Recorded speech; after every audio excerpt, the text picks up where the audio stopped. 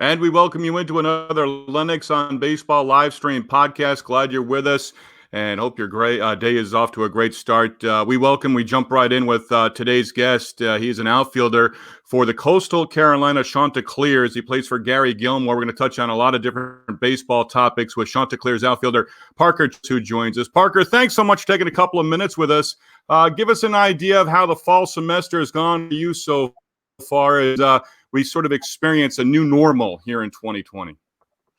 Yeah, like you said, obviously it's been a little different for everyone this fall. Kind of with the COVID protocols and all the different things we're having to do. But we've been fortunate. No one's really gotten sick within our program so far. So fingers crossed that continues. And we've looked pretty normal, been able to get all our lifts and practices in and inter squad and stuff like that. So we've definitely been fortunate. We'll hit on a variety of topics here, but one of the things that I always like to start with the guests that I have is, at what point can you share with us, did you get introduced to the game of baseball, and when did you sort of really start to get enamored with the game as well? Yeah, really as long as I can think back, I've kind of always, had a bat and a ball in my hand. I think if you ask my parents, they would say the same thing. I think I started playing t-ball around, 4 or 5, and just fell in love with it. I mean, I played some other sports, basketball, football, all that kind of stuff. But baseball was kind of always my thing. Probably around, 8 or 9, I was all in, and knew that's kind of what I wanted to do. At what point did you get other sports?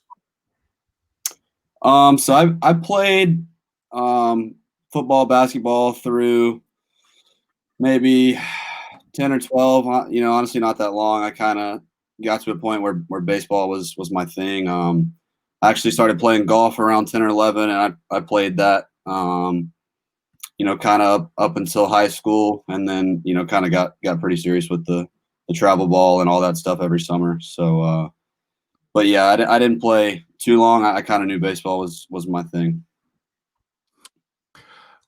Describe your travel ball experience, because it's different for everybody. And over the years, I found it's not only the young man committing to travel ball, but really it's your family as well. Did you experience that? Yeah, for sure. I mean, obviously travel ball has become a huge deal today as far as, recruiting and exposure. And, I think it's a great thing. But like you said, it is a big commitment for everyone, not just the player. Parents driving hours and hours every weekend, and paying for hotels and food, and it's not cheap. So definitely a big commitment for everyone. And my parents were very adamant that if that's what I wanted to do, they would make the sacrifice and make it happen. So definitely owe them a lot for that. But like you said, it is a big commitment. During that experience, at what point did you sort of what led you to, was there a particular weekend, was there a particular venue or event that you played in where you were, were you wide-eyed and you felt, all of a sudden at the end of that weekend, you could absolutely, compete at that high level that you were at? There was obviously some of those perfect game events when I was coming up at Lake Point that were, a big deal. Those WWBA, national championships or whatever they were, made some all tournament teams and stuff like that. And looking back to high school, I definitely wasn't as matured physically as I am now. I definitely was, a smaller guy, and didn't really hit for power or anything like that. So for me, I was just out there, trying to play exceptional defense. I was actually an infielder at the time.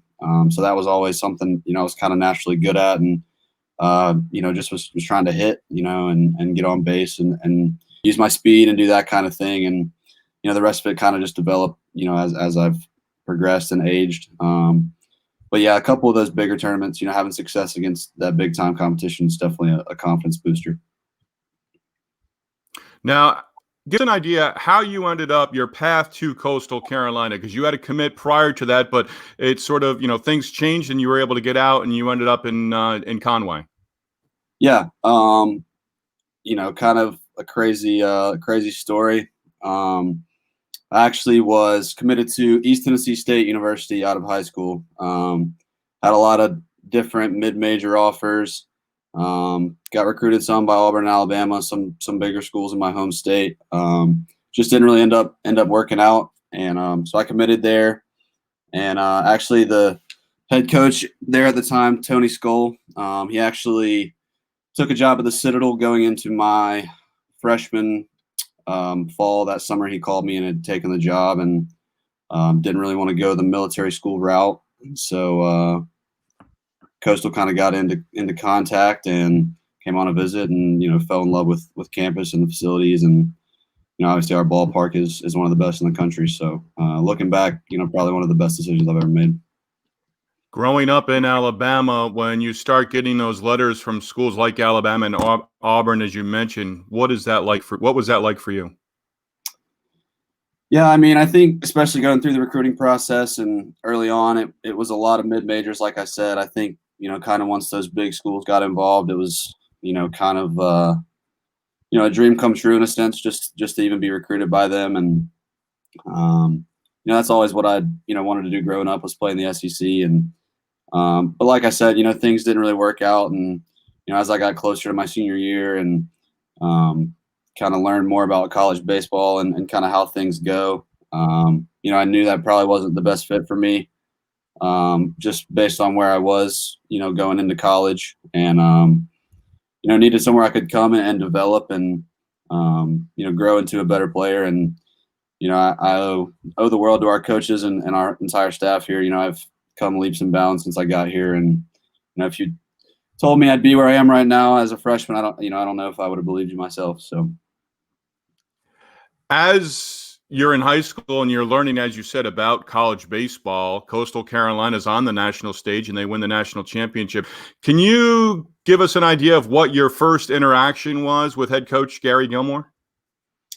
Yeah, obviously, I'd heard of Coastal, obviously, like you said, watched that national championship team, and but like you said, not exactly an SEC school. Didn't know a ton about them, and kind of once I heard from them, kind of did some research and talked to Coach Gilmore, and I mean that guy is, in my mind, top 5 college baseball coach in the country.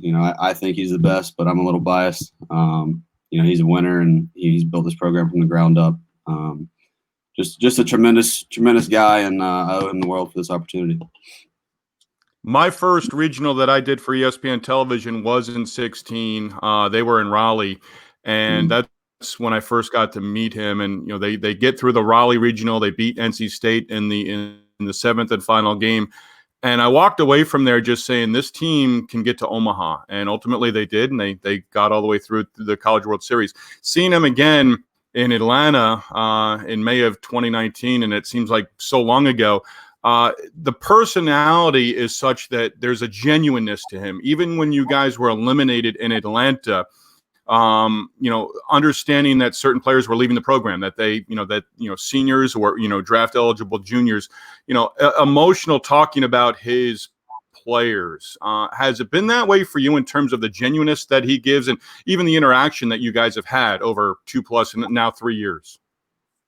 Yeah, I mean, I think it starts with Coach Gilmore, and but if you look at our entire staff, just our team as a whole, that's a big thing we preach is being a family and being a close-knit group. And a lot of people say that, and it's a good pitch, I guess you could say, but you come on campus, you meet Coach Gilmore, and right away that's a very genuine guy. And I think not just making us into great baseball players, but he talks to us all the time about leaving here a great man and being a great husband one day. And so it starts from the top down, and he's been like my second dad, and I know he has my back, and all of our players and our staff, and but really a true family environment, and one of the main reasons I liked it so much when I visited.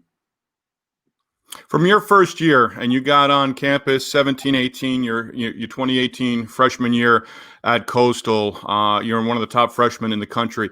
How have you grown in terms of a hitter, in terms of a baseball player? Where have you made the most progress in your game going into what now is a redshirt junior year? Yeah, I mean, I think looking back, for me, the biggest thing that sticks out is just from a physical standpoint. I mean, I think I got to campus my freshman year and, was 155, maybe 160 pounds. And, obviously put on some weight that first year, but I think really the last year or two, it's kind of taken off and, kind of really transformed my game as a whole. I mean, I think, the power numbers have obviously shot up, but, speed, arm strength, everything's really improved since I got here. And, I was kind of one of those kids that always struggled to put on weight in high school, and finally, figured it out with, a lot of help from our staff. And so I'd say that's probably the biggest thing. I mean, I could go on and on about, our coaches and all they do and how they help us improve in so many aspects. I mean, I feel like I'm leaps and bounds, unimaginably better than I was as a freshman. But I would say the physicality would be the biggest one that stands out. So getting on a different workout regimen, a weight training regimen, and then also I would think that you'd throw nutrition in there as well. Where's that balance between, working out in a different way than, as your bodies continue to grow and mature, and also, doing those things to fuel it the right way in terms of, preparing yourself day in, day out so you can, sort of maximize that potential?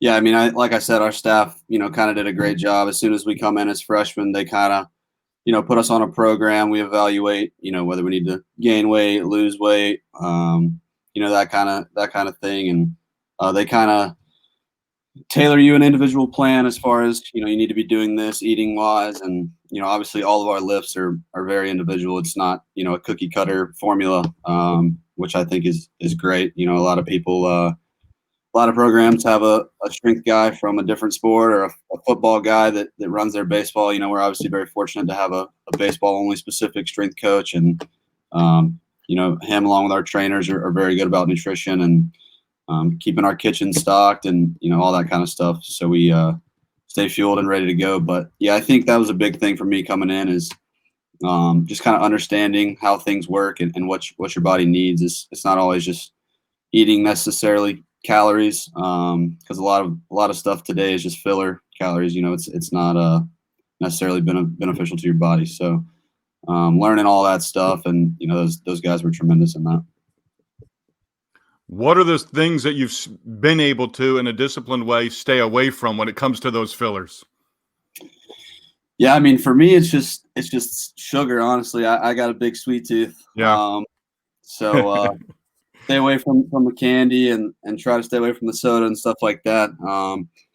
That'd probably be the biggest ones for me.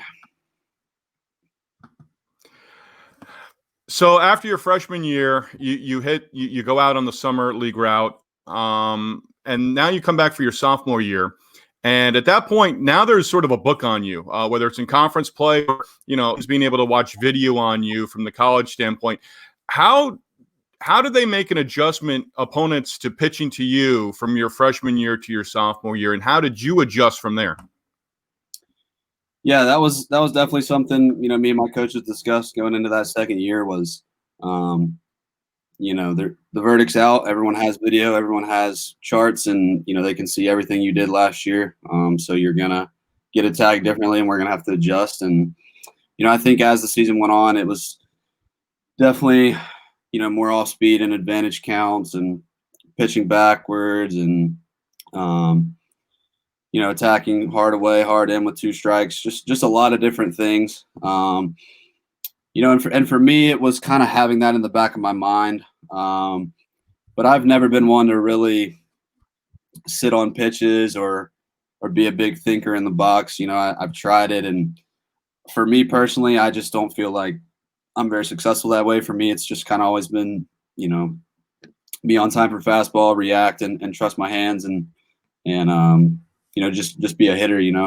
But yeah, definitely, I would say was definitely pitched different my sophomore year than freshman year. But like I said, I mean, it wasn't really anything massive for me. We kind of noticed some tendencies here and there, and kind of made minor adjustments and made a few stance changes and things like that, but nothing really too big.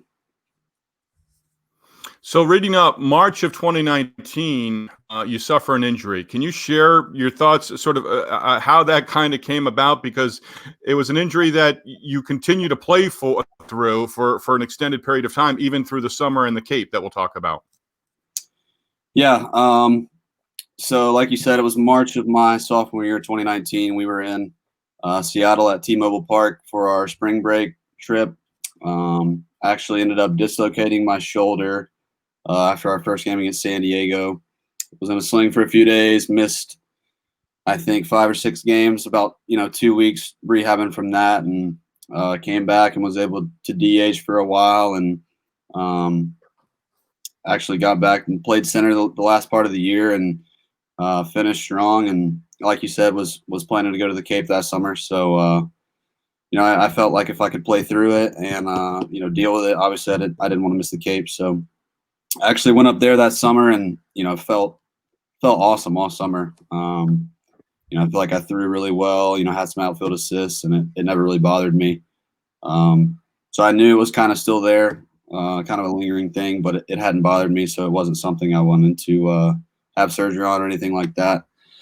And then going into my junior year that fall, once we got back to campus, I actually dislocated it 3 or 4 more times, and it just kind of got to a point where it wasn't really an issue of rehab or anything like that. It was just something that was obviously not going to go away and had to be fixed. And ultimately had surgery last December and got that out of the way. But yeah, definitely unfortunate the way kind of everything happened.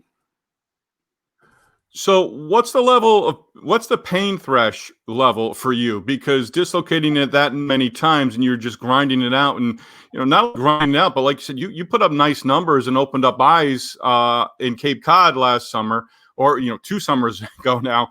At what point did you finally have to was it a point of where you had to talk yourself into understanding it wasn't getting better and that surgery was the best route?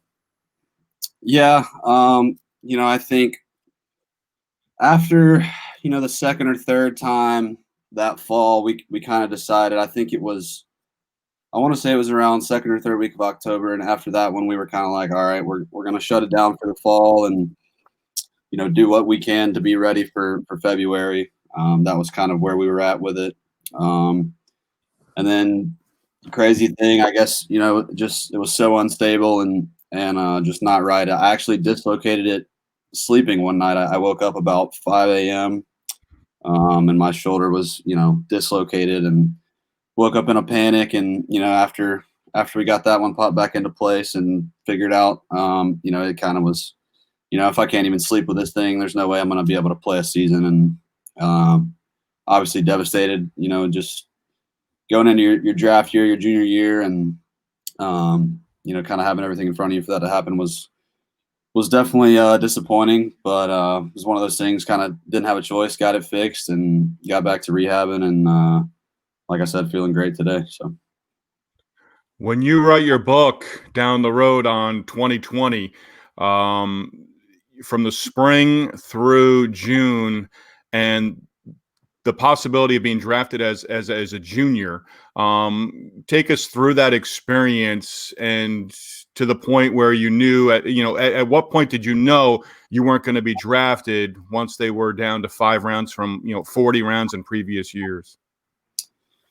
Yeah, so I mean that was with the season getting cut short, I knew the draft was obviously gonna be shortened. Talking with my advisor and stuff, kind of got the news it was gonna be 5 rounds, and but I mean honestly going into it, I knew my stock was gonna take a hit because of the surgery and stuff. But leading up to it, numerous Zoom calls with almost every team, and still had what I thought was a pretty fair amount of interest.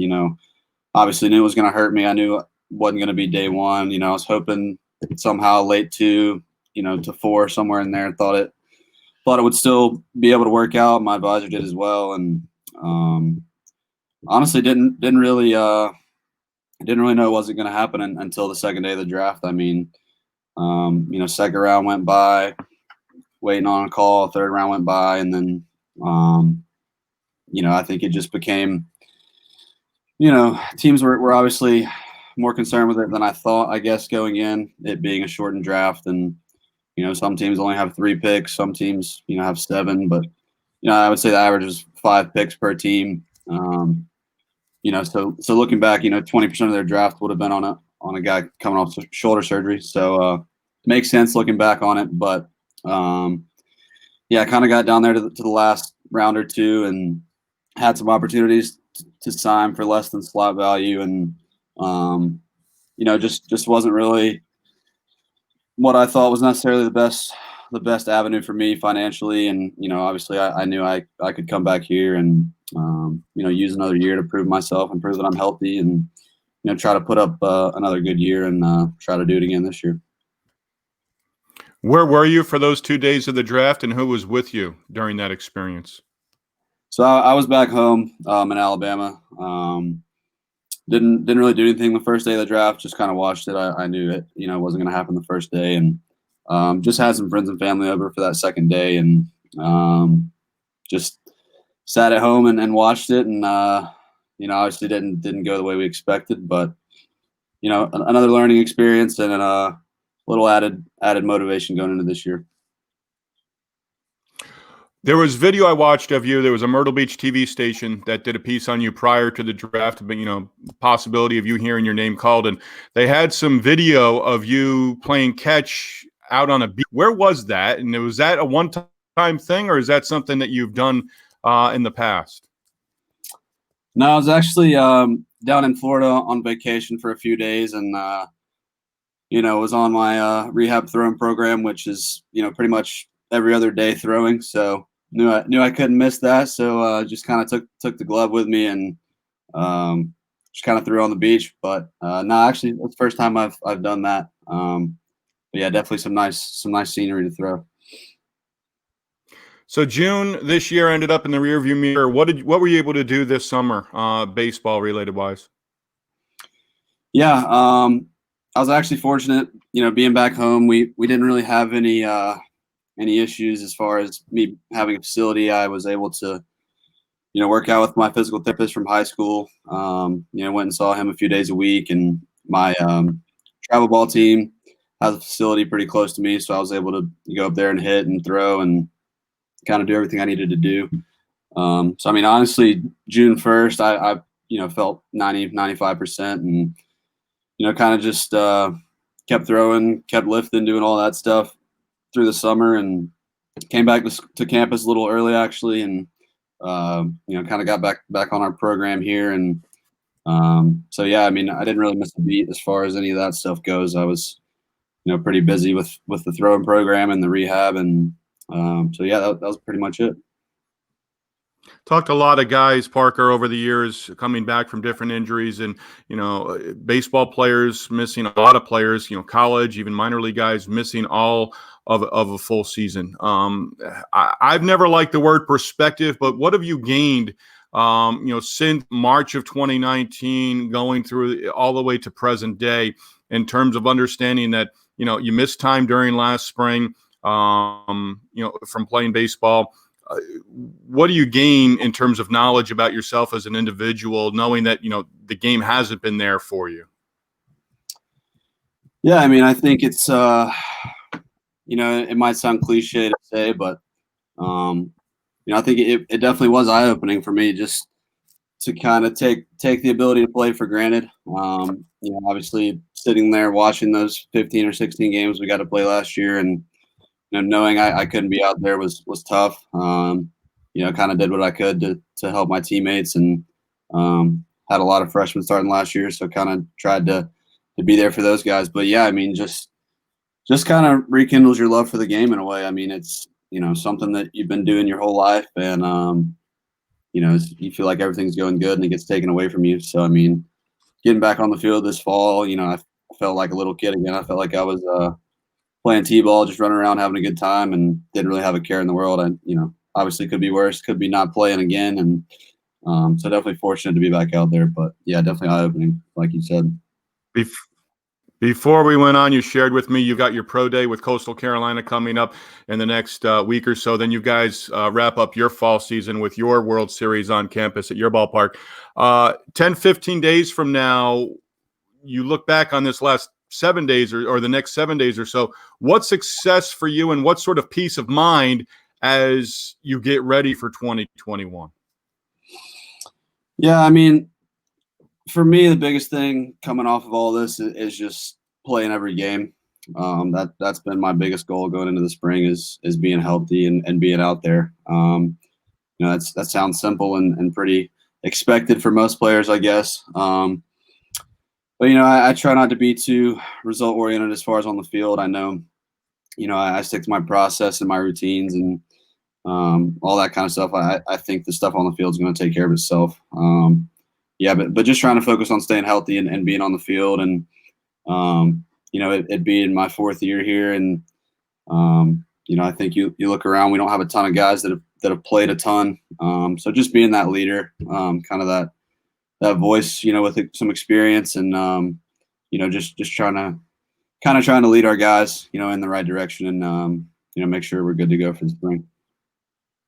Plenty of us don't want to hear about social distancing down the road. We still have to deal with it now, but give us an idea. I mean, we're not in normal times, but you now have a new class of freshmen on campus that are part of the baseball program at Coastal. Odd seeing that many new faces and odd seeing that many guys on your roster. Idea that this is again different just in terms of the numbers that you guys have in uniform. I mean, a little, obviously with everything going on, nothing's really normal. Like I said, I think, we've done a great job with, obviously it starts with our coaches, the players they recruit and the kind of guys we try to bring here. We haven't had any issues or had to really worry about anyone doing anything they're not supposed to. We've followed everything, to a T, I feel like. And, but yeah, definitely a lot of new faces, and obviously weird for everyone. Kind of those guys' first impression coming in is obviously an unprecedented time for everyone. So definitely weird, but I think we've handled it very well, and been able to get after it pretty good this fall. Now you're sporting a Las Vegas Raiders hat, and you shared prior to us going live sort of what that hat means to you. Can you share that with us? Yeah, not really a huge NFL fan. Don't really have a team or anything. I mostly just cheer for my fantasy players. But Henry Ruggs, actually, who played at Alabama, he went 11th overall this past year to the Raiders. He actually went to high school just a few minutes from me. He's from Montgomery, which is my hometown. So just showing a little hometown support for him. And yeah, that's about it. Now, how about the Coastal football team? Have they caught your eye here in the fall? Yeah, they've I think they've caught everyone's eye. They're playing at a very high level, and yeah, they're rolling. So definitely proud of those guys. They've put themselves on the map, and I'm glad they're getting the attention they deserve this year. Last one I wanted to ask you about, and I appreciate you taking the time here, and we'll wrap up. But how much of the postseason did you pay attention to at the big league level, and as a young man who plays the game and plays it at a high level at the college level, how much Major League Baseball do you watch? Can you sit for a thing where you getting it in bits and pieces and highlights, via social media in the way that a lot of us are nowadays? Yeah, I mean, obviously it's on, it's everywhere on social media. So, I mean, that's obviously an easy way to see stuff. But yeah, me and my roommates, actually, we watched a ton of it. I was a Braves fan growing up, and my roommate's a Dodgers fan, so we obviously watched that series pretty close. And yeah, but I mean, it's definitely good for us. I think we can sit there and watch, and I don't know that we necessarily watch it like a normal fan. We're kind of analyzing and breaking down everything that's going on. But yeah, I like to watch it. I mean, those are the best of the best, in the world, and just kind of see how they go about their bats and how guys pitch different people and attack, and obviously it's fun to watch. So yeah, we did watch a pretty good bit of it. Parker, great stuff. I really appreciate you taking the time with me. We learned a lot about you, and I wish you nothing but success and healthiness here as we prepare for 2021, and look forward to your name being announced next June or July when the MLB draft comes about. But wish you all the best, and hopefully we can cross paths at some point in time. Yes, sir. Thank you for having me. Enjoy the day. Thanks so much. Yes, sir.